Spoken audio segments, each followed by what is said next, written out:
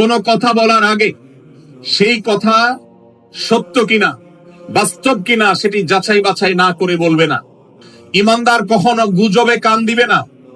ইমানদার কখনো শোনা কথার উপরে ভিত্তি করে কোনো সিদ্ধান্ত গ্রহণ করবে না। এই শিক্ষাটাও আজকের বাস্তবতার আলোকে আমাদের সমাজের জন্য অত্যন্ত গুরুত্বপূর্ণ এবং প্রয়োজনীয়।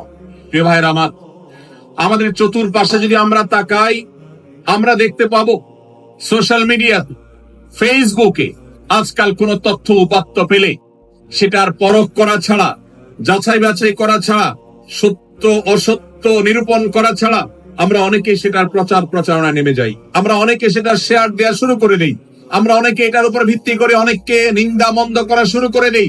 এমনকি আজ আমরা যেই জায়গায় দাঁড়িয়ে আছি, বাংলাদেশের যে সামাজিক বাস্তবতা, সেই বাস্তবতার আলোকে বলা যায় অনেক সময় অনেক ব্যক্তিকে সমাজে মিডিয়ার মাধ্যমে নানাভাবে হয়রানি করে তাকে খারাপ মানুষ হিসাবে, কালপ্রিট হিসাবে দেখানো হয়, অথচ তার দোষ, যে সমস্ত দোষের কথা তাকে বলা হয়, যে সমস্ত দোষে তাকে দোষী বানানো হয়, সে সমস্ত দোষ থেকে তিনি শত সহস্র গুণ পবিত্র এবং পরিচ্ছন্ন।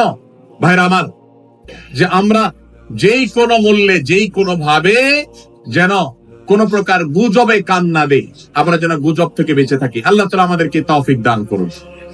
6 থেকে 8 নম্বর আয়াত যদি আপনি পাঠ করেন সূরা হুজুরাতের, আপনি দেখতে পাবেন সেখানে আল্লাহ রাব্বুল আলামিন